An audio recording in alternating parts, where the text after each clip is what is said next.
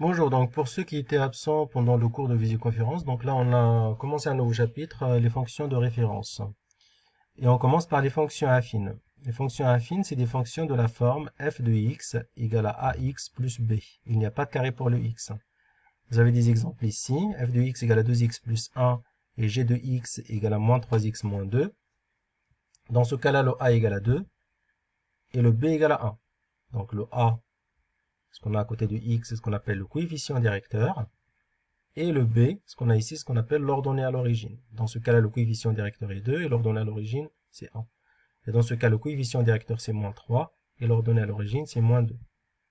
Il ne faut pas confondre le a et le b des fonctions affines qu'on est en train d'étudier ici avec le a et le b des équations de second degré qu'on a terminées. Hein. Donc ça n'a rien à voir.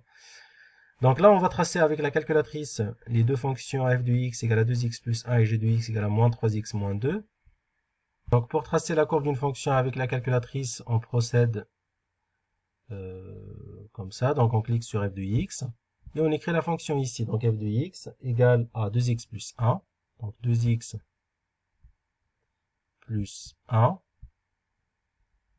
Donc je peux tracer les deux fonctions en même temps, sinon je vais tracer une par une. Donc je prends ce qu'il y a ici. Donc pour avoir la courbe, on clique sur graphe. Et voilà la courbe de la première fonction, f de x. Sinon, donc je peux revenir ici. Je peux tracer la deuxième aussi. Donc moins 3x moins 2. Moins 3x moins 2. Et voilà donc la deuxième. Donc f, c'est ça. Et g, c'est ça. Donc on voit deux droites. Une droite qui monte, on dit que la fonction est croissante. Une droite qui descend, on dit que la fonction est décroissante. Donc ça c'est f et ça c'est g. Donc quel type de courbe obtient-on? Donc on obtient une droite. Donc toutes les fonctions affines sont représentées graphiquement par des droites, sans exception. Donc on obtient une droite. Donc si a est positif, c'est le cas de la fonction f que je vous ai montré sur l'écran de la calculatrice. Si a est positif, c'est le cas de 2 ici. La fonction est croissante, c'est le deuxième cas. Si a est négatif, moins 3, comme moins 3 de la fonction g, la fonction est décroissante. Si a égale à 0, c'est-à-dire s'il n'y a pas de a, genre une autre fonction h de x égale à 3 ou à 4 ou à 5, je vais essayer de la tracer sur l'écran de la calculatrice. Donc si je prends une autre fonction où le a égale à 0, c'est-à-dire 0x plus quelque chose ou moins quelque chose, donc il n'y aura pas de x, c'est 0 fois x égale à 0, donc genre 4 ici, j'aurai, vous voyez, donc une droite horizontale, c'est ce qu'on appelle une fonction constante.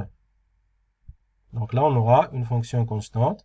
Si le a est positif comme la fonction f, la fonction est croissante. Si le a est négatif comme la fonction g, la fonction est décroissante. Et si on fait varier le b, c'est-à-dire donc l'ordonnée à l'origine, je vais encore reprendre à la calculatrice. Je vais prendre la même fonction f, mais je vais faire varier le b. Donc 2x, là je vais prendre moins 2. Donc la première c'était f de x égale à 2x plus 1. F de x égale à 2x moins 2. Je vais prendre une troisième avec un autre b. 2x plus 5 par exemple. Et là, donc la première c'était ça. La deuxième c'est ça. Et la troisième c'est ça. Donc on obtient des droites parallèles. Ce qui change, c'est le point d'intersection avec l'axe des ordonnées à chaque fois. Autrement, donc le b, c'est la valeur où la droite coupe l'axe des ordonnées. Donc, faites varier le b, que se passe-t-il? Donc, le point d'intersection avec l'axe des ordonnées, c'est l'axe horizontal. Donc, le point d'intersection avec l'axe des ordonnées change à chaque fois. Donc, vous allez faire ça pour les autres fonctions de référence. Là, on vient de faire la fonction affine.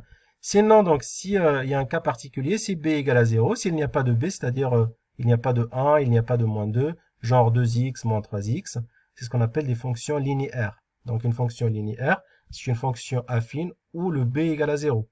C'est-à-dire il n'y a pas de b. Vous allez faire la même chose pour les autres fonctions de référence, f de x égale à x carré ou la fonction carré. La fonction cube, après, et la fonction racine carrée, et à la fin, la fonction inverse. Donc à chaque fois, vous allez tracer des courbes, et vous allez déduire des informations à partir des courbes.